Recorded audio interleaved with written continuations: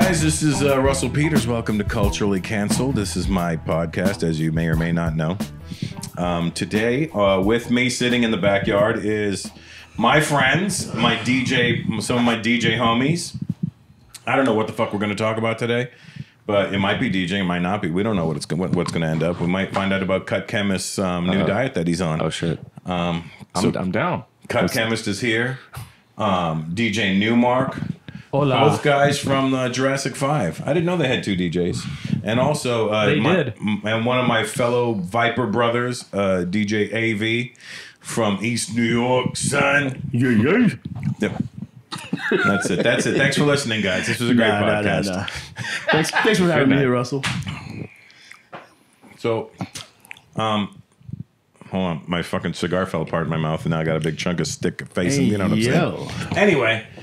So new, yeah, Uncle New. What's good, Russ? Huh? We had your birthday party here a couple Russ, weeks ago. I was just about to say thank you so much for being so generous with your space and your time, man. You're quite hospitable. It was like the first time I got to see all my friends and family all in one area. It was nice. It was an excuse, really, to do that. Wasn't it? Like it was nice. I just like having people around. Very kind of you, sir. I appreciate it. I'm trying to find you the right thank you, but you're a difficult guy to.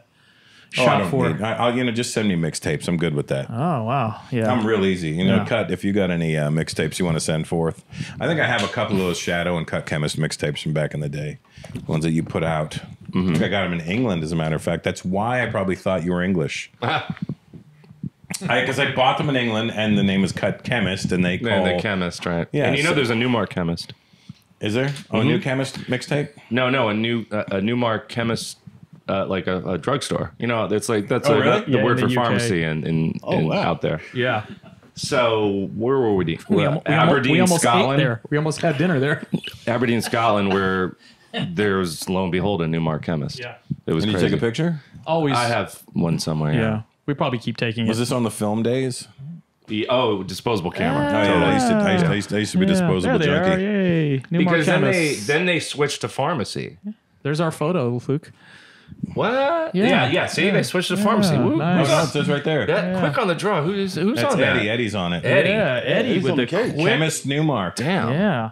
Quick on the draw. Yep. That's how you do it in the UK, baby. And they spelled McFadden wrong. They spelled it Marsden. I know. Look at that. It's 2 Ds. Yeah. What up, Ness? Lord Finesse just rolled through. Nestor Young. Nestor and I guess and AV will share a microphone if that's all good with you. Doable. Be like no problem. back in the days on a little duet. Yeah. It's like Sonny and Cher, you two. Yeah, we could share. It's cool.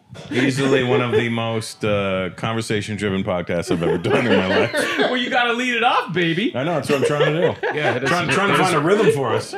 You know what it is? It's because Cut Chemist is backed up. Let's talk about that, Cut. Wow. Yeah. So, but this cigar is working. I can feel it already. I might need to If you take need a to little dip reprieve. out and, Yeah. drop a 7-inch, So during the pandemic, I decided to do a pizza tour for a year and a half, and so I gained so much weight on it. I decided to do a Sunfare diet, which is one of those things where they deliver you the food. We have a sponsor like that. Oh, yeah?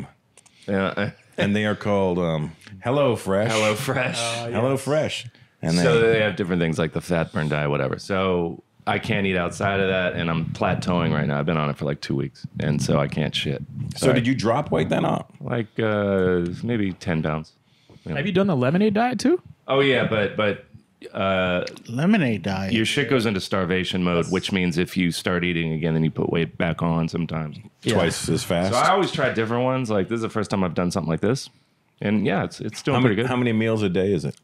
2 and a snack, What's the snack? like fruit or a salad or some shit. That's not a snack. But it's good shit. It's like what I think it feels like is like really good first class plain food. Okay. Yeah. That's how I What imagined it, airline, though? actually. Yeah. Spirit. Spirit. Oh, yeah. Actually looks decent. Sort of. Yeah. But no, it's good. And you could customize your diet if you don't eat or earn. Are you doing the Sunfare Paleo one? That's the one. Yeah. It's So more meats? More meats and veggies. No, but there's fruit, so it's not like keto or nothing. Yeah, that's where you're getting your sugar from, is from the fruit. Right. And 3 liters of water a day and yada, yada. 3 liters of water? I can't. I cap at like 64 ounces. Yeah, I don't know. I can't. 3 liters, fucking. That's a good size engine on a car. That's a. What is that? A 2.8? It's a 3 liter. Actually, it's a. You dropped weight too, Nu. Yeah. That's from just eating at home. That's thanks to Carla. Oh yeah, wife, you've been Going cooking. to the gym too. I mean, we're starting to again, but I saw your little graceful slip and slide post the other day. man, yeah. When are you gonna come over and slip and slide with me? Both of y'all. I will do that. You know, nothing personal, but if I'd rather do if Carla was there. I'm sure she'll And she abide. let it off. You know. Yeah, I gotta get a professional one. Mine's like The regular one, yeah. like the kids one. No, actually, we bought a professional one and it was missing parts. What was it missing? The slide part? No, the fucking. There's like a little tube. There's like a little tube to do shit. Oh no, for the water. There's like some sort of like action. I didn't see what the fuck they were doing, Russ. I was fucking drinking in the fucking kitchen. They're like, it's broken. We're missing parts. Pull out the old one. I'm like, okay. Are you sure? Maybe it wasn't missing parts. They just didn't know how to put it together. Nah. No, Carla's nickname is Mary the Mechanic. She can put anything together. Oh, really? Yeah. Yeah, that'll do it. She made these chairs. No, I know she did. She Yeah. told me when she was a child in El Salvador. She was actually chained to one of them, so she couldn't leave it until it was done. Jesus. Yeah, Shiza Manelli. Gosh, let's do it. Alval, you need your mic to talk, AV. Oh, yeah, I'm sorry. How you doing, sir? So we're here with this fucking ruckus, rip-roaring podcast we're doing right now. And since we have 3, 4, 5 DJs in one space, I think it's only right we talk about DJing. Makes It sense. kind of makes sense, you know? That works. Works for You me.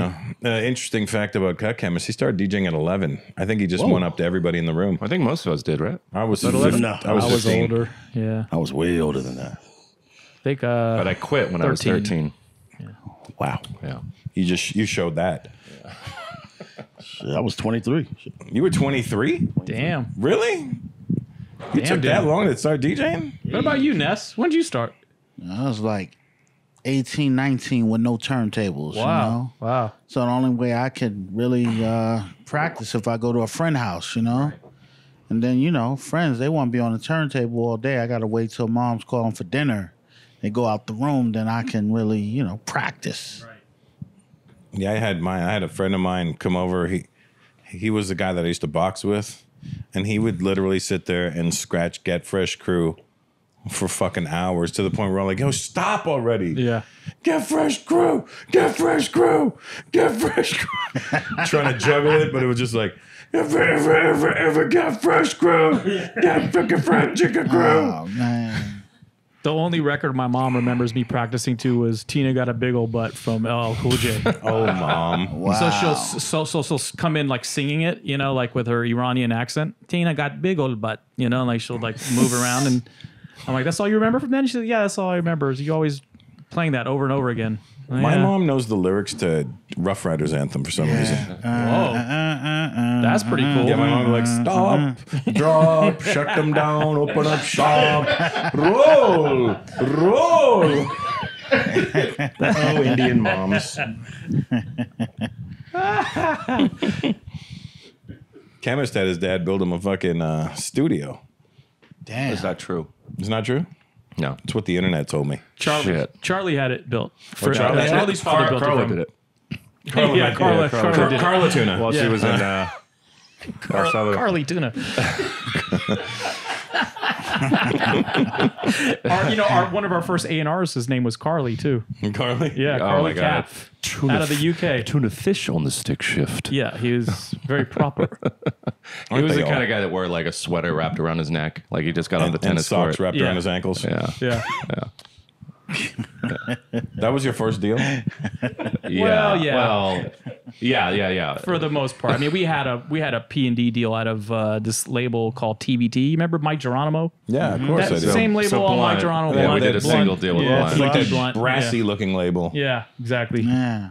Yeah, that was funny. You should say that because Raw flush. Finesse was talking to Buck Wild the other day, and I've been sweating Buck Wild to send me the instrumental of Master IC. And then Bucky was like, "Yo, I think I have to get it off Discogs." I'm like, "Well, then I can get it that way." Right. Unless either of you have an instrumental of Master IC, you could send it to me. That'd be great. I'd have to look. I don't think I do. I doubt it. Chemist. I might. Yeah, chances are good. Yeah.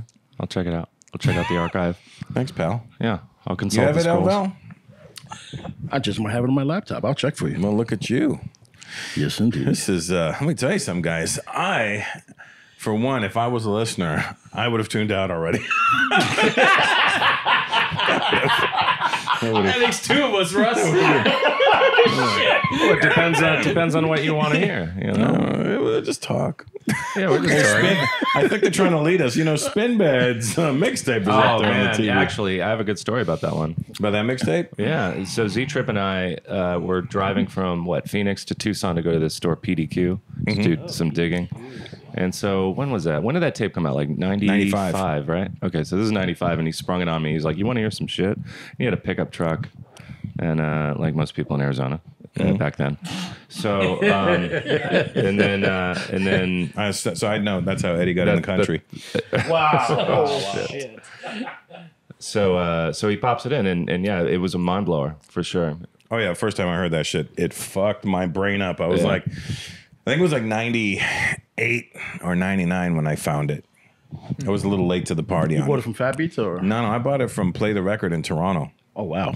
And because I used to just go there and had a mixtape wall, and I saw that, and I go, "What is that?" Like for me, it was just like it was out of the ordinary because everything else was like, you know, fucking all those corny '90s titles, like No More, just whatever the fucking cornballs was. Rough and Raw, Volume 10. Yeah, it's that kind of shit. Classic cuts, and cuts would be with a K. Yeah.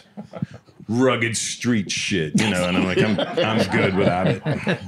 And you knew the more it said, the more it didn't produce. Yeah. It didn't deliver. It didn't deliver. Yeah. So I saw this and I go, what the fuck is this? And I bought it. I pulled it out and I look at the track listing and I go, huh? Yeah. You're right. And I was like, this doesn't make any sense. I go, I'm gonna buy this. I put it in the car and I was just like, what? Who knew that you could do it? Because we didn't know at the time. You didn't know you could mix 80s white music. Yeah. And cut it up and stuff. Like, I mean, nobody was even thinking about playing that shit. You got to figure it's 95. We're only 5 years into the 90s. It wasn't like... And I mean, everybody was on some keep it real. You got to play Absolutely. this stuff. It was a gutsy not move. the commercial stuff. Yeah. And Don't sell out. Keep it real. And I think don't that sign to a label. invited a lot of people in. Like, oh, you could do that because I like that music, and now it's okay to like it. So Yeah. So this is the first mix of Spinbad that you ever heard? Yeah. He'd done other ones before, I was right? late to the AV? party too. yeah, he did like 900, 900 Spinbad. I got those. What is it? Now. Some like Seventh Voyage. That was the one before. You see But yeah. AV in the middle? Yeah, that's me. You know, AV in the Anthony middle. Anderson character. No, not Anthony. What's Anthony Hall? Oh, yeah. Anthony Michael Hall. yeah. Michael Hall. Yes, there you go. Now the funny part is like when he came up with it, it wasn't really supposed to be per se a mixtape distributed all over the freaking world. It was just some goofy stuff he was just doing just to have fun and send clips to JS and JS1 and myself, and it was like, yo, what if we just did like a whole tape of it? No, he had something to say. That's what makes it dope. But yeah, I mean, he did like a rough copy, gave it to DJ Eclipse, you guys both know from Fat Beats, Yep. and Which he had this- Eclipse? Eric? Eric Wynn. yes, Eric Yeah. Wynn. And his reaction was the same, looking at the playlist of like, this is not going to line up with what we market here. And then when he heard it, he was like, yo, this is like one of the best mixes ever. It was just, Oh, yeah.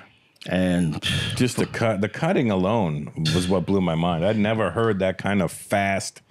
I think it was the "We Are the World" part that made me jump out of the. Was that your moment? Yeah. What was my moment in that one?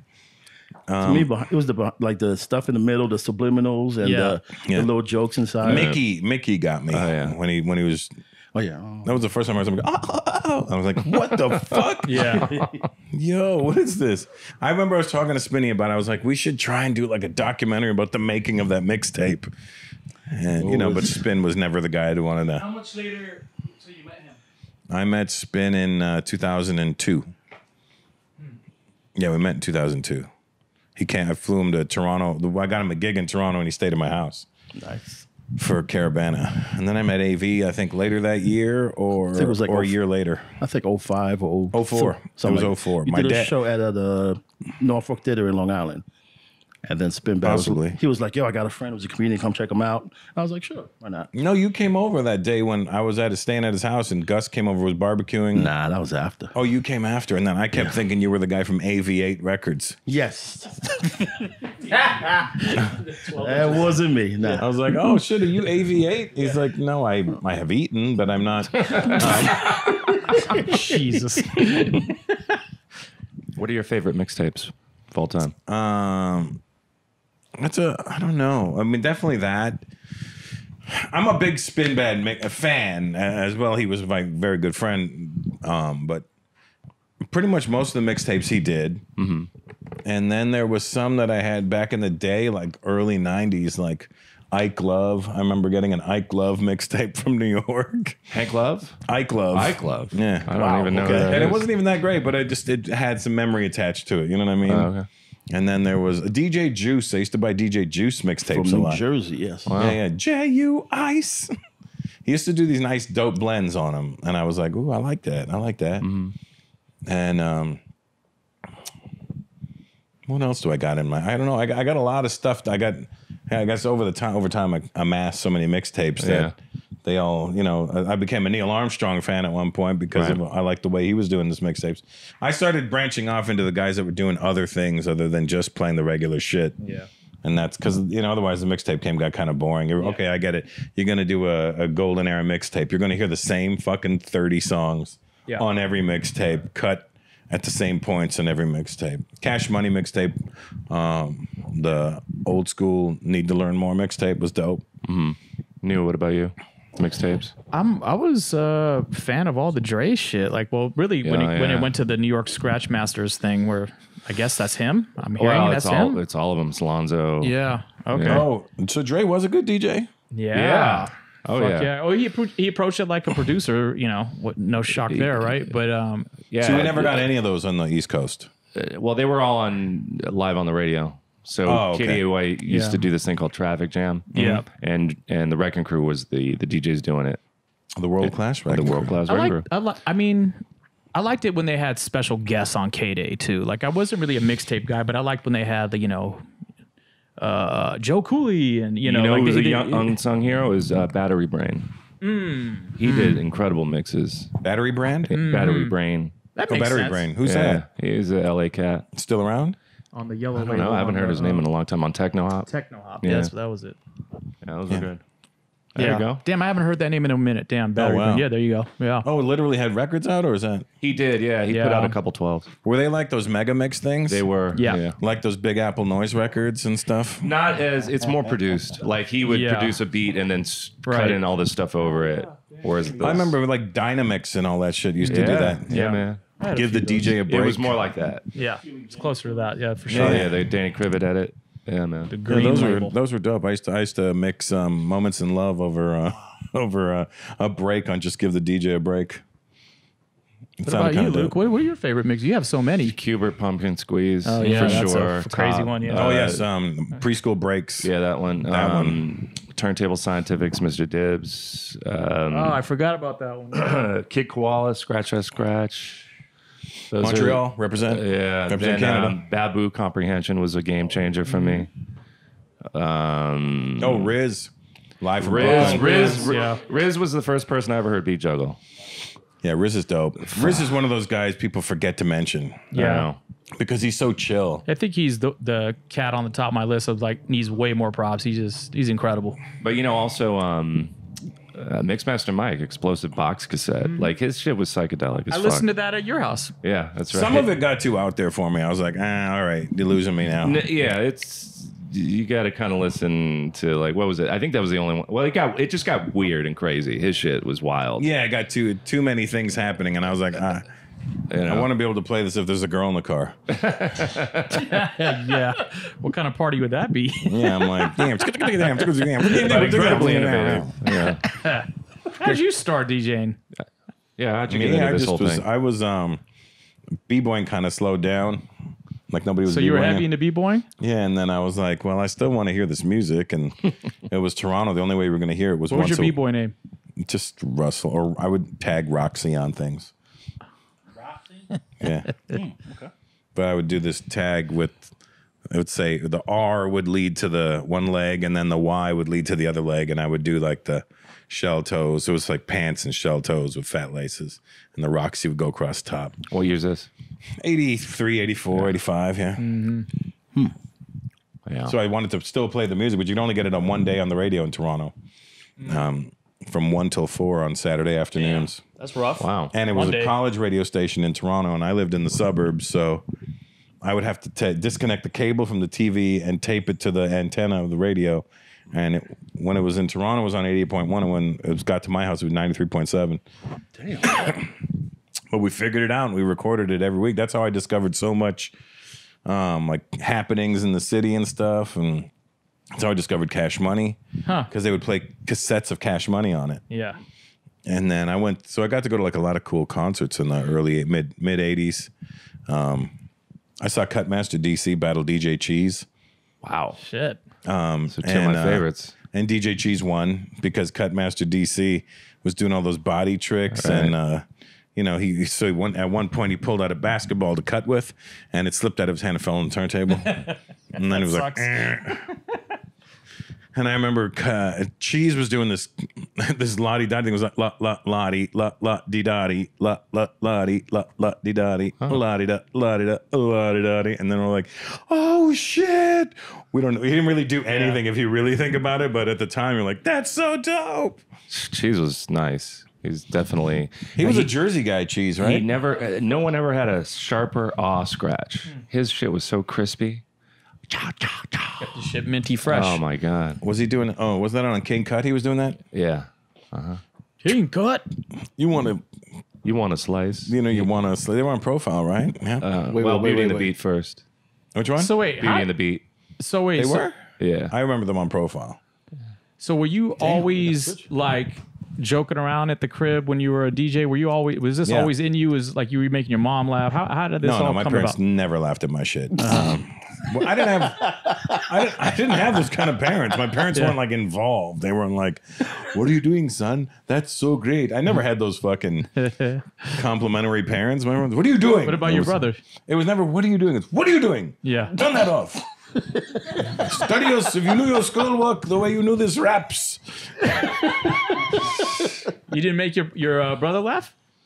No, my brother's 6 years older than me. So you got to figure when I'm 15, he's 21. So he's serious. He's not trying to hang out with me. Yeah, he wasn't trying to do that shit. He's out there getting pussy, and I'm out there chasing fucking records. Yeah. I remember the first time I think I mentioned this on one of the other podcasts, but the first time I met Andre Harrell was at Russell Simmons' house.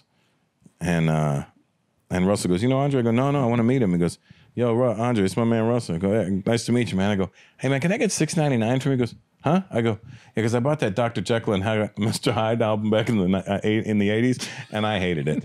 Can I?" Got your fucking money back years later. What was his reply on that one? Just gave me a fucking weird look. It was a bad album. Did you buy that album? I did. Yeah. But I think it's credited for the first slow jam rap. It was before I Need Love. Well, I mean... but that doesn't make it good. That doesn't make it good. I mean, right. Makes it maybe important. 85. So 85, what about 85? Yeah, Yellow Panties. Was so then when yellow panties. And all she had on was a pair of yellow panties. I saw her, but I could not believe this lady. I was like, oh, fuck, I'm mad that it's in my head. What about... so wait, when did it's burnt? You like that album a little more. When did the UTFO album come out? The first one? Yeah. 84. 83, 84. So then Fairy Tale Lover beats it then, right? Because that's not a rap, though. That was a I thought that was on Skeezer Pleaser. No. That's on the first album? Yeah, Fairy Tale Lover was on the first album. All right. Yeah. Fair enough. But I can't remember if he rhymes in Fairy Tale Lover. Fair enough. fair enough. Oh, does he not rhyme on it? I don't Are remember. they just singing? I think they're just singing. So I guess that's no, that don't count. out of Yeah, the. hip hop went through all those little phases, Yeah. like in the '80s, where it had the slow. Every record had to have some sort of slow jam. Yeah. Because Down by Law had "Left Me Lonely." Right. There was always the DJ cut. There was a song, the Tender song. Steady B had "Cheatin' Girl." Oh wow. Well, I mean, those aren't slow songs. Jesus. But they were like what would be for like a The hip hop. subject matter was, Yeah, for a hip hop dummy like It was me, emotional. who didn't want to hear anything other than rapping. I was like, yeah, that's real slow shit right there. That's fucking fake hardcore bullshit on my ass. What would be the one on Funky Technician? What would be the girl song? Strictly for the ladies. Wow. I mean, Strictly for the ladies. This is Lord Finesse. that's exactly how it went, too, right? He was gonna get TJ Swan to sing it. Nah, that TJ was just too. I mean, I like TJ Swan, but that Shan song was sad. Girl, why you have to leave me this way? To this day. Yeah, I want to hear Finesse sing more. What about Cheat Girl? Cheat Girl. Oh, Cheat man. Girl. You guys are bringing me back with some of these. Oh, I yeah. didn't really pay much attention to the ballads. Shouldn't have done it, but you did it. Now you left me, you gotta live with it. Truly Yours, I mean, you G-Rap. threw, Truly you threw Yours was on Truly Yours is my That song. was great. But that got ripped Yeah. off the shelves, you know. Yeah. And then That was- everybody that did was a great. reggae song, a Right. terrible reggae Oh, song. yeah, right. It was funny. None of the Jamaican artists did it. Like none of the Jamaican ancestral There's people. your favorite record right there, Russ. Oh yeah, there it is. The champagne of rap. It looks like your Steez, Russ. Yeah, I was like, I thought they were being ironic with that look. I was like, oh, I see what they're doing. They made some hardcore shit and tried to make it look like they're playing it. Found some like Orange Juice business. Jones They got, shit. they got the boom box there. Yeah, to let you. That's what I thought the tip off was. Like, look, we're on some street shit, but we're hiding in the suits. We're And I gonna was throw like, these no. suits on. We're gonna have a boom What- box that's gonna represent all What were the street. records that you picked up that you didn't think were going to be that dope, but they turned out to be like your shit? Or you thought? Are you okay, talking these like whack covers, dope albums? Sure. Yeah, sure. I'll tell you one. Yeah, go for it. Organized Confusion's first album. So that one was right. It was all It was like so dark, generic. and it was just their like silhouettes almost. And right? plus, Not- yeah. all I heard was That was the Last one Piece with of Fudge Chicken. Pudge? Yeah, and then I hear the album. So you I'm didn't like, think that was going to be the business? I huh? I wasn't ready for it because I didn't hear any hype on it. Yeah. I like the Walk Into the Sun remix on Oh, there. yeah. Yeah, off that Oh album. yeah. Oh, that was a phenomenal Oh, that album. album. Yes, I do remember that Yeah, album. that was a phenomenal album though. Yeah, I mean, I was like, oh, there's nothing really going on in the cover. There's nothing telling me how dope it is. But that's part of what made it have such an impact was I was so surprised. I think I bought more albums or records based on the cover. Yeah. And got either surprised or Yeah. highly disappointed. That was our social media. That was the only way we had to like Yeah. figure it, kind of navigate. Yeah, buying it was a like. Yeah, buying it was like. Yeah. I remember buying that and Black Sheep's first album on the same day. And I listened Yeah. to Black Sheep because I Sounds was about hyped right. on it. Flavor Yeah. of the Month was my shit. And then there was the different version on it. Right. When you bought the album, you're like, wait a minute. Well, oh, no, you mean Choice is Yours? Choice is yours. I was Yeah, like, wait a right. minute, this isn't the record I heard. Well, no, that remix hadn't come out yet. Yeah. So, but then I heard Organized after it, and I retired the Black Sheep album right away and just stuck with the Organized. I think I used mine to was. play Fudge Pudge, and then I would mix in Soul Clap right into it, Right on. right at that one part. I took a chance on Black by Demand. All rappers give up. Okay. Because I mean, it's a, Were you it's a disappointed? decent. No. I loved it. That Yeah, was it like was a great record. I saw the cover and I was like, I'll take a chance on it. It was the Champ kind of thing, and I was like, it could be dope. It could be just I don't know what with a cartoon. You don't know because at the time everyone was taking photos, and so I was like, maybe Yeah, that is a very nondescript I remember that photo. record, Yeah, but I I mean, never it bought looks that up. heavy, right? So I had to go like, okay, I'll see what it is. But it's dope. That was an underrated record, Yeah, man. that's Trio Connection, man. See, I thought when Beautiful. I saw that record in the store, I thought it was just like on the same tip as. I thought they were like trying to go with like the X Clan, the Paris, Oh, right. that whole like that pro black movement that was going I on. thought that would have been a K-Tel ripoff or something. Totally you know? Yeah, right. so when I saw it, I was just like, I never heard anything off this, so I'm not getting it. yeah. I That remember could be I a bought- new wave record. Yeah, basically. I forgot that that's like bars that Fizz is going through. That's a trip. Damn. I didn't even see that. If you there was a rock group named a metal group named Accept. I think they had an album that looked similar to that, and that's probably why I didn't buy it. Think about an album called Balls to the Wall. What was the group or what was the artist that you're like, why didn't they put out more dope shit? Or like you felt like they had more juice. Like they have more juice in the container. Like Antoinette started putting out whack shit though. I remember I bought this album thinking... Yeah, she started doing the up-tempo stuff, right? All the Miami shit, right? After that, she was inspired by JJ Fad, I guess. Wasn't that Anquette? That was Anquette. Oh, yeah, I'm tripping. Because I bought that... You're right. I bought that Anquette album, misreading it, thinking it was Antoinette. Yeah. And that was probably what happened. What the fuck? But it had a good slow song on it. Record was dope. Right. Ghetto style DJs. Right, ghetto style. Right, there you go. I think... Yeah, what was the one that had more? I think J Most off of Wild Pitch. I thought he would have had something else J after Most. Rhymethologist. Oh, yeah. Interesting. Wasn't Entice on Wild Pitch too? Yes. Yeah. I was kind of hoping more out of Chill Rob G. Oh, well, I mean... he's one of my favorite MCs still, though. One of my favorite I wanted him LPs to of all keep going time. more than anything else. Yeah, let's put up that I think Ride the Rhythm. I think Zap R. Kelly them. That's an album right there, though. I mean... the look, the cover. He had a good voice. He had a great voice. Great he had flow. dope rhymes. I opened for him in 1990. Did you not? You know not. Get out Seriously, He did shows? Yeah, so it was in Toronto. It was him and Queen Latifah and a bunch of... So Queen Latifah's headline, then him, and then a bunch of local Toronto artists. And I was friends with this white kid named... His real name was John, but he had converted to Islam and he became Malik Shahid or Elijah Abdul Alim. He first became Elijah Abdul Alim, and I think then he changed his name to Malik Shahid. I love Canada. I'm done. I'm done with that. Wait, so check this. He was a dope DJ, but he needed a DJ he was opening for that concert. And he was wearing like a full fucking dish dash and a kufi on his head. And he's a French Canadian guy. And so I was DJing from that night, and I just remember all I was cutting was the from Welcome to the Terror Dome. So it was like the top. Was there a record that you thought like hurt hip hop or like made it kind of fizzle out or dilute it?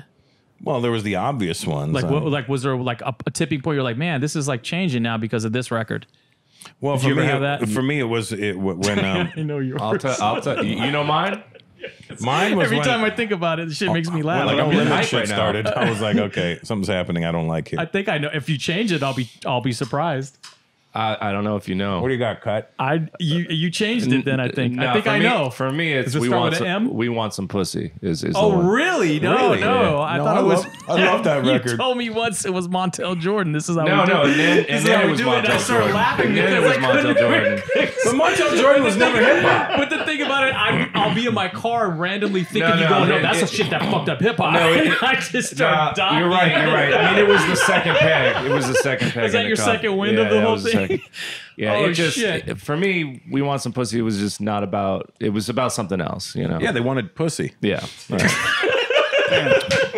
They didn't want to be like the best MCs or whatever, the best DJs, which they were on their first record. You know, that first Two Live Crew record. Do you know was why amazing. I love that record? Because the hole for the record was the guy holding his. Remember that? Remember right on the center of the 12-inch. Ayo. I actually really liked this record because I was like, man, Really? this is going in a different direction in some kind of man. unique way. Because the beat made me go. Boom, and it bumped properly. Like that was good EQing back then. Yeah, you know, I just remember going, when can I play this record? yeah. I actually played that at one of my first house parties, and I just so you remember have you have a twofold. You have We Want Some That, Pussy, and then Montel Montel Jordan. was really like, I'm out of here. Wait, go back. I'm fucking out of here. What about you, Ness? You have a record that you're like, man, now it's moving into something else. Like Yeah. it's watering Nah, down. I got a story around that. Like, you know, Akinelli was like he's still one of my closest friends. Like, so we used to go to all the parties together. So I remember they ripped his record off the shelf because he had a record called No Exit. And I was talking about like domestic abuse, like, Oh shit. you know, it was like more like, I'm not letting you out of this relationship. Oh shit. Oh wow. And certain things he said, so they took the record kind of down. Right. Name of the album was called Vagina Diner. That's So, it. Vagina Yeah, that was it. I Diner. got a That was it. T-shirt. Wow. Right at the bottom on the right. You still got your T-shirt? Yeah, I still from got it. from Interscope. Yeah, that's when Ems was working Interscope. That was Oh it. yeah. Whoa, wow. Jesus Christ! Yeah, that's clever. I dig it. So he came by my house, like, I want to play you some of these new records I got. Yeah. So now, mind you, they just ripped the other record off the shelf. Yeah. This is So he's Akinele? like, yeah. Like, yo, Ness, man, check this one out. Put it in your mouth. I'm Yeah. like, oh, nigga, you gonna get banned. You know, the USA. they just ripped the other shit down. That shit blew the fuck up. And then he was like, yo, that check this record. other song out. Can I fuck you for free? I'm Would like, you oh, fuck me where you for going with free? it? Where you going with But it just taught me that, man, I stopped really it? judging. Yeah. If you got a vision for it, Yeah. go for it. Cause next thing I know, I heard that shit on the radio all day, all stations. And Oh man, when you play that at a party, because you'd have to start it Yeah. right from the beginning. Yeah. Want my baby, love me. I remember, yeah, and everybody would anticipate it. The place would go fucking nuts, put it in. Yeah, I was like, oh shit. and girls would be singing it. Yeah. And I was looking at them on the Oh, they singing, would and they're lose like, yeah, it. They yeah. would lose it. I remember I went to How Can I Be Down in Miami. Oh wow. Oh wow. And that's when it hit. And that shit went off. And it was nothing bigger than that at that time. Well, except for what Notorious B.I.G. joint, I forget which one. No, Master P was hitting after. around 96, Yeah, that was 97 he after that. started. Yeah. I remember getting those snippet cassettes from How Can I Be Down. Yeah. They had that one Toe Jams, Summer Toe Jams, and it was like a girl's foot in slippers. It was a snippet of it was a cassette snippet. No, the cassette. best was I'm done. the best was Bad Boys promotion around that time. They had they would hit the Big Mac. The McMac but they had the cassette. Eddie put cassette. they had the do not disturb sign on all of the hotels because everybody was in a hotel, and it had the do not disturb, and it says shh, Bad Boy got it on lock. Oh shit! You should have took one, man. That was it. There it is, right Should there. have took one. I thought it was a girl foot, but I can't remember. Summer clearly. told you. What's this? You don't remember that was a snippet cassette that came out in '93. Man, I don't remember this one, man. I want to collect snippet Nah, cassettes. I think Puff had his marketing should. schemes was on lock at that time. I Yeah, don't think marketing. nobody was Forget topping Puff with the marketing.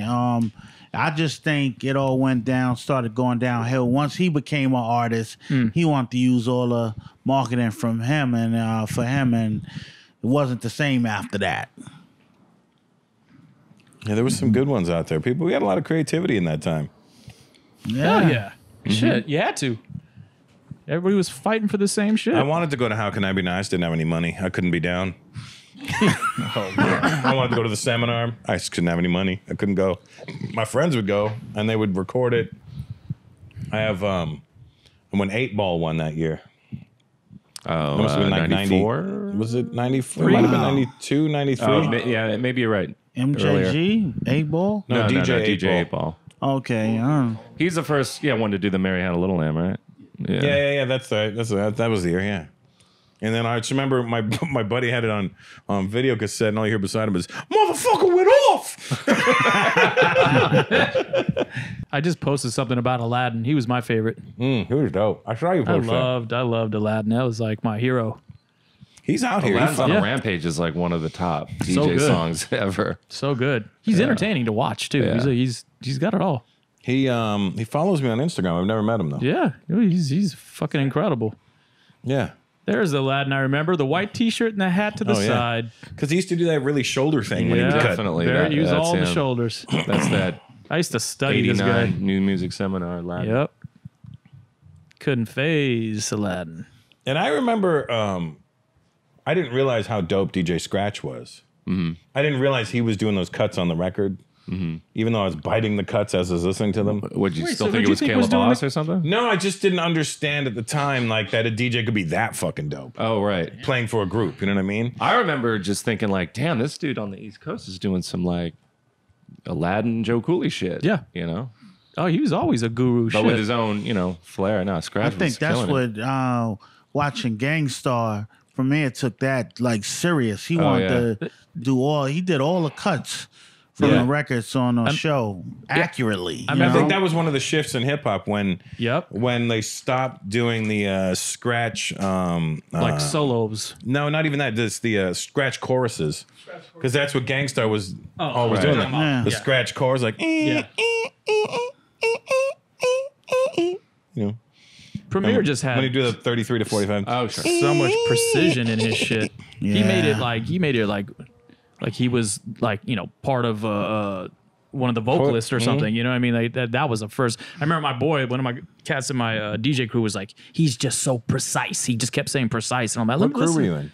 I was in a crew called Bum Rush Productions. And we would do mobile house parties. I didn't know him at that point. Yeah, it was before we met. Did you guys, wait, how did you two meet? We, there was a night called Rat Race in LA where the promoter, this guy named John Asbell, would invite, well, his band would be on stage, and he would invite MCs and groups to freestyle or do their routines over Live band, hip over his hop, live concept band. night kind of thing. And I was the DJ for the night, basically, or I did like 1 or 2 gigs with him, and then there was a rehearsal for one of the nights, and that's where I met Cut, and he walked in when I hooked up my turntable setup to a wah-wah pedal. And he was, whoa, DJ Hendrix. And then we just hit it off after that. I was like, dude. Yeah. It was very surfer-like. When I think surfer, I think of you two. So wait, so you're the one who put J5 together then? Cut? I didn't put them together. We already had You had Charlie. Unity Committee and Mark 7. I mean, Unity Committee was me, Charlie, and Mark 7. And then when I saw Rebels of Rhythm at the Good Life, they sounded to me like Treacherous, and I dug it because I was into old school hip hop. So I made a beat for them, and I said, "Can you feature my guys on it?" Boom. We had no Nu-Mark at that point, so then we started to put together like an EP. Nu-Mark did a B-side bonus beat song, and then we pressed it up, and I sold it out of my Honda, and then Soup. There was so many different parts to it. Soup was working promotions in Interscope at the time, and he got us the deal at Blunt. Yeah. And I was remember working Blunt Records. Yeah. And then Nu was working at Correct Records. I almost didn't make this group. So were you both on stage together cutting? Yeah. Damn, Russ, where the fuck you been, G? I mean, I used to buy J5 records and listen to them, but I never saw them live. But before that, Nu-Mark was doing, me and him were DJing for Unity Committee before it was J5 also. See, again, I was East on- Coast, we didn't know I you had had a video community. of it. I was at a small record label that was like, it's called Correct Records. And I signed this artist named Grav. He was out of Chicago. Graph? Grav with a V, G-R-A-V. like short for gravity. And so Dude was dope. Grav, I played the guys in the group. I'm like, yo, listen to this. I signed this guy. You know, I was like, first time just trying to make a check. You know, I was young. And I was like, yeah, listen to this guy's shit. And the guys in the group liked it. I'm like, that's cool. So he did one song with Kanye West. This is 96. And so I told Grav, if you do the rest of the album, we'll put this out on Correct. We'll do a full album with you. So to this day, that's Kanye's debut on record. And I you're the guy. almost stayed as like a record exec dude instead of being in J5. Look at you. What choice would you rather have made? Definitely J5.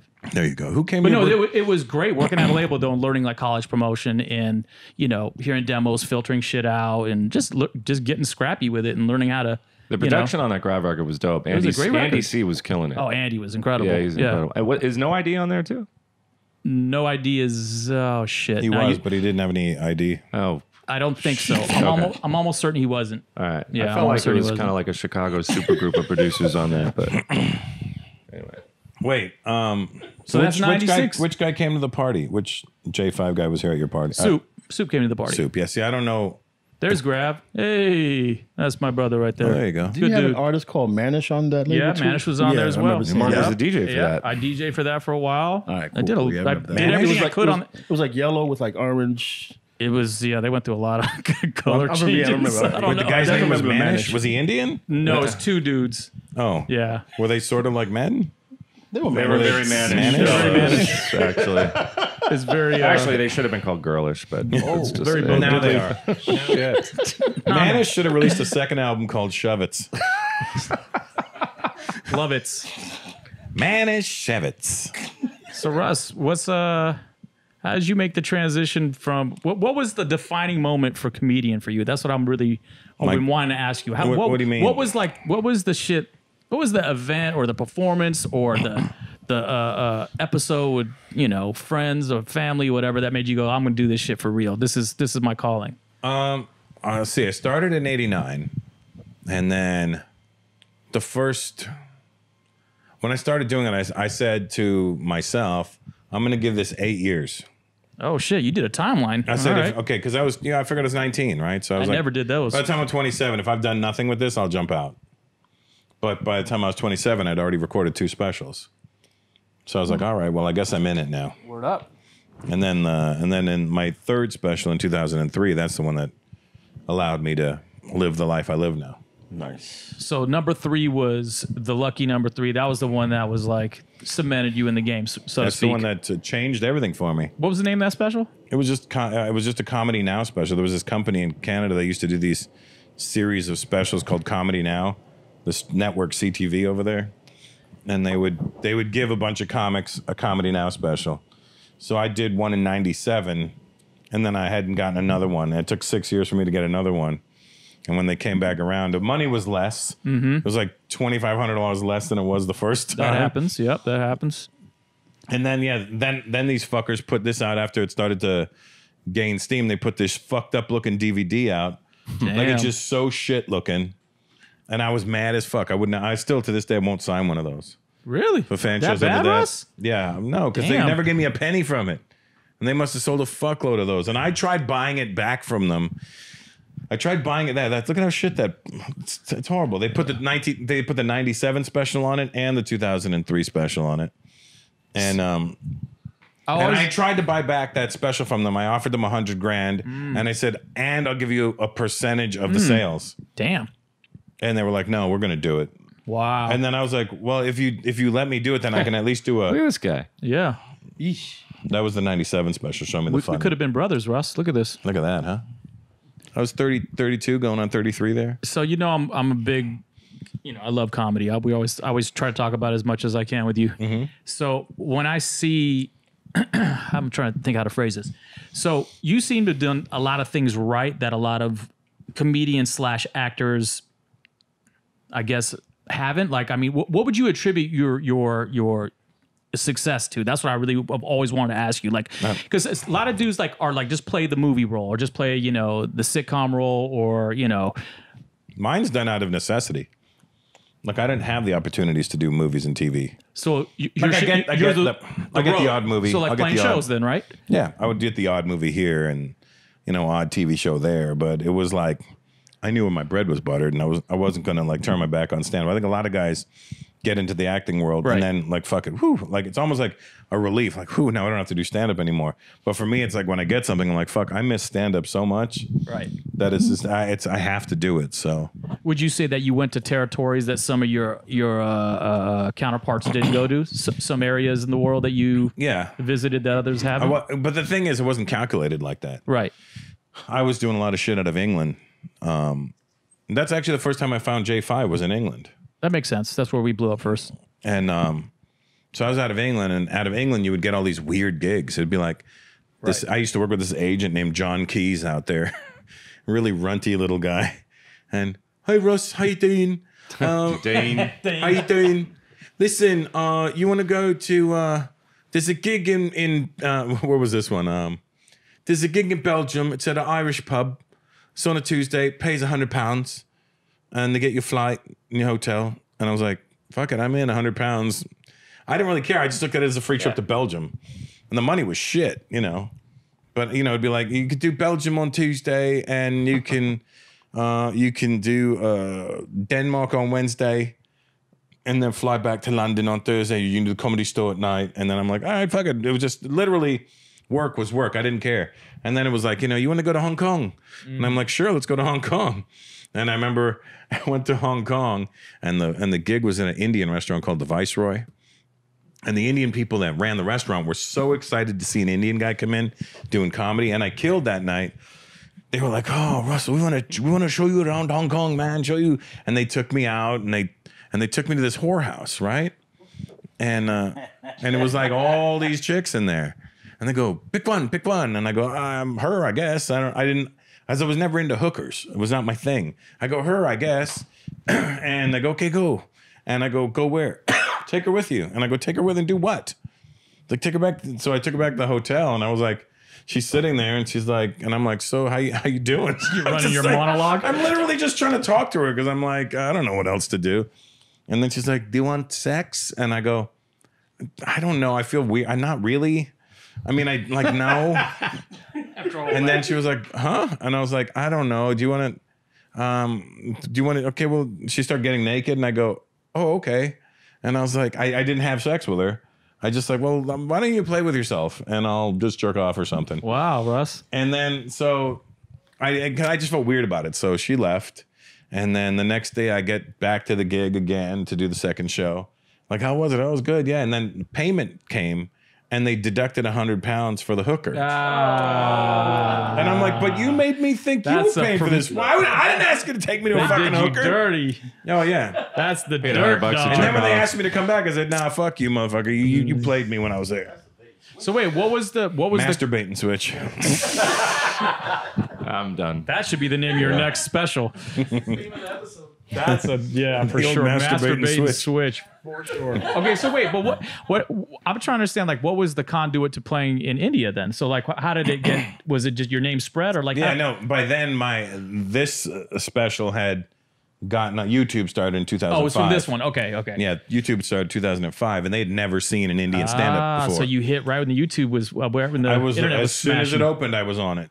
Damn. And I had no clue how to be on it. I'd still Well, nobody I've said this many times. I still to this day don't know who put me on YouTube. So all during this time, were you DJing? Were you fucking around with records? Were you still like deep into music? Did you say I need an opening DJ and all that shit? No, not at those point, because I didn't know about that. But I would go to clubs and be DJ spinning, and I would stand right by the DJ booth and hawk him the whole time, just watching him. And he'd be like, and I'm like, can I cut? And they're like, what? Can I play? And they're like, okay. So I would get on and play, and I would play better than they were. They're like, what the fuck? Get off. You know? When was the first time you had a DJ on a show? I think it wasn't till like Toronto when I started doing the big shows. And then I was like, ooh, I could. What was that, 2007. Oh, 2007. Okay. Yeah, 2007. Earlier than I thought. Okay. Yeah, I had, matter of fact, the first time I had wanted Spinbad, and he didn't fucking call me back for the gig. Yeah, he was busy. Which is pretty spinny of him. And I had Junior Flow DJ that one. Oh, no, Junior Flow. He was part of the Turnstiles crew. He was partners with M-Rock. They were the Turnstiles crew. He's fucking dope, though. Now he plays with Crates and Keys. You know Crates and Keys? Yeah. Yeah, he's the DJ with them. Yeah, no, he gets busy. I've seen this guy on the road a bunch of times. Yeah, he's fucking dope.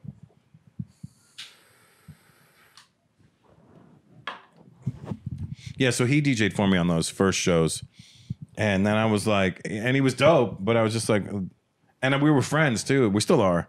But I remember going, I don't know, I need something more dynamic happening here. And that's when I got, starting from scratch, and Spinbad on 4 turntables. And then that shit was bananas when they would play. I think the first time I discovered who you were was when you did the whole routine about DJing. The whole, oh, wow, that's 2013 then. Yeah, it was really late for me. Yeah. It was like, if the whole bit about, if your hands are in the air, you're not DJing? Yeah, how you DJing with your dick, that whole bit. Yeah. Yeah. Yeah, that became kind of like the introduction. And then that was used on a lot of mixtapes too. Yeah, I was very happy about that. Yeah. I mean, a lot of DJs sent me like clips of them cutting that, and I was like, oh, that's so fucking dope. For me, that was really dope. You know what's funny is we did a viewer episode last week, like a viewer emails and calls and stuff, and Allie and I did it, my lady. And you know who fucking sent in a question was DJ Noise. Oh, he's a really good dude. Really nice guy. From Denmark, right? Yeah, he's always on my Instagram. He's a good dude. Yeah, he's incredible, by the way. Yeah, he was the first guy I heard do sentences. Yeah, no, he's insane. Yeah. Yeah. Yeah.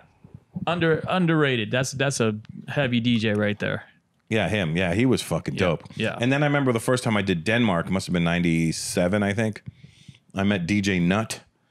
Remember DJ Nut? He was in one of the competitions too. Not Nuts, but Nut. No, Nut. One Nut. KNUT. KNUT. Huh. Yeah. And I was like, why is your name Nut? It's such a weird name. He goes, oh, because my name is Nude. It's KNUDD. Or KNUD. His name was Nude? Nude. Knut. Nude. That's the Danish name. Nude. So he was like, Americans can't say nude. So he was like, I went with Nut. And I was like, fair. But he was a dope DJ too. He could cut real good too and do those similar routines to Noise. I think they came up together. Wow, he looks so different than he did 25 years ago. He looks like he could be an electronic DJ. Mm-hmm. Yeah. He might be. There's a lot of those electronic DJs that were actually dope DJs, and then they just figured, fuck it. Uzi is one of them. Who? Uzi. Who's that? He's like a trap dude. Really? Incredible French, but he was a turntablist back in the day. Yeah, I mean, Kenny Dope used to get busy on the turntables. Oh, yes, Kenny. But Kenny still plays when he plays. When he plays music, Kenny fucking gets busy still. But then you got, wasn't Diplo a real DJ at one point? Kenny's a master, though. He's a master at work. Yeah. Well, I mean, when you say, I mean, was I don't know if Diplo was cutting up or beat juggling or anything like that, but he was doing hip hop music. Yeah. Yeah. And then is there anything that this guy can't do, Kenny? I mean, this dude's just well, that's why his name is Kenny. Jesus and not Christ. Canty. Canty dope. Oh my God, Russ! Wow. You're really circling the drain, baby. Have you thought? You've already told these jokes. You just this is off the he dome. just has them This ready. is a bit. Wait. When you do your bits on stage, is this like all pre-written material, or you just feed it? So you're a freestyler. I'm a freestyler. Yeah, you're a freestyler. This is what you. MC. This is your shit. Yeah. You ever wrote a rap? Oh, back in the day, they were terrible. You ever freestyle a rap? Oh, I freestyle all the time. I'll bet. Yeah, I do. You heard me doing it last night or the night before. Last night. I just make sure my music will be playing, and I'll just change the lyrics to whatever's happening around me. And sometimes it's really good, and sometimes it's fucking awful. So what do you do? I've always wondered about this. So what do you do when the audience is just dry, man, and in the front row isn't giving when it it's to you like live? sort of like this podcast, it's like Yeah. I knew that was coming. So I'm controlling the podcast, so you better step it you're up, driving baby. now, dude. You're driving. It's time to wake up, Russ. This was just like an old car that had slow acceleration. It's moving now, but it was uphill. It's moving uphill. Ain't that a bitch? No. So what do you do with the first row is dry? How do you get out of it? Well, what do you just do? don't talk to them. Then you're like, fuck it, you guys suck, and then you just go in and just do your act. So you have some parts that are like pre-written, kind of like ready to go in case front row is fucking a bunch of zombies. Yeah. No, well, no, you just do your act. You don't really. Yeah. When I talk to the crowd, it's literally just talking to the crowd. I don't know what they're going to say, so I just roll with what they say. And if they're, not giving me anything, then I just, fuck it. I just go back into my act. I'm like, all right, fuck you guys. You also let them know. I do let them know. I'm like, you guys Right. really suck. Eddie, do you go to the shows with them every show? Yeah, all the time. Oh, that's The dope. greatest compliment was people think that the audience is planted. Yeah, people sometimes Oh, think the that's audience what's is up. planted, and I'm Yeah, like, I've heard them say that about Supernat when he does his freestyle bit. You know, really? when he grabs a thing out of their hands and rhymes about it. yeah. The difference is he's been handed everything at some point, so he's already done it to some extent. Occasionally, you'll get the thing that he's never been handed before. I mean, I handed that dude a ladder. I've grabbed. Yeah, we toured with yeah, him, when so we I've like gone backstage and like fire hydrants and shit, and like because we would hear the same bit every night, but his bit is never the same bit. The only things that show up all the time are like licenses, cigarettes, keys, Hats, sneakers. the tickets to get into the show, Right, know, keys, lighters and shit like that. But he has those in his back pocket. But I mean, as But far as now but I would purposely try to trip him up, and he loved it. He's like, fucking new, He gets off on that shit. He's like, can I get past this barrier? My favorite was the Supernat Juice battle. That shit was dope. Oh my god! That was the look, Wake Up Show battles, right? I went to school with Juice, and my crew battled his crew. I thought Juice was from Chicago or Indiana. and then he moved to the Valley. But isn't Supernat from Chicago too? No, he's from New York, Indiana. Oh, yeah, but Indiana, New York. right. Yeah. Yeah. Yeah, So that was watching dope. that one was painful for me. I was like, "Ooh, boy, I got to meet Nat." I mean, Juice was killing and it in look, that Juice one too. is an incredible MC. I mean, I grew up with him. He's insane, like insane. That was when Supernat ripped down his poster. Yeah, and Oh that was my God, that shit was a rough incredible. night. That was a rough I used night. to listen to that and go, "Holy shit!" Do you play excerpts of other shit on this podcast, like parts of this battle on this podcast? I don't know, but can we? Yeah. Oh, that's cool. I'm glad I'm producing the show now too, Russ. You know what? I'm happy you're on this. Jesus Do Christ, you need us to get you guys drinks or anything? Yeah. Yeah. What do you guys got? Yeah. What do I have?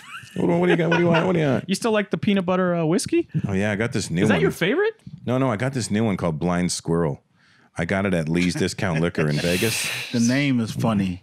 And at Lee's about Discount Liquor in Blind Vegas. So I was Squirrel. going to buy a bottle of Screwball. That doesn't sound good. Blind squirrel. No, son. I liked the Screwball before. And then I was at Lee's and I picked up a bottle of Screwball, and the guy working there goes, no, have you tried this one? I go, no. He goes, well, this one's exclusive to us. We make it. Try it. And he gave me a sample of it. I go, holy shit, it's way smoother. Is everybody drink, right? Is everybody Chemist, or just not right now? No, he drinks. Not right now. Yeah. I make him drink when we're on the road. It's been a long time, but I make him drink juice. He makes me drink liquor. DJ juice, MC juice. Right. One of our last interactions on the road was drinking wine, and he was clapping because I was pouring out really bad wine. He's like, That's "There the you best. go, No, He you was gotta like pour that hyping shit me up. out. There's no. I don't like. I can't do wine. I love wine. I got the acid reflux. I love wine. Send it to me. Oh, Yeah, I used to be a wino, but I had to stop that. Oh yeah, that's it right. That shit is good as fuck. Blind squirrel. That does not look good, Oh Russ. my god, I got it right there. I You thought got that to do was a shot a of it. juice. I thought that was like a carrot Jesus. juice. It tastes like Butterfinger. Yeah, it looks like a Oh my Frank's god, hot it's so good. sauce or some shit.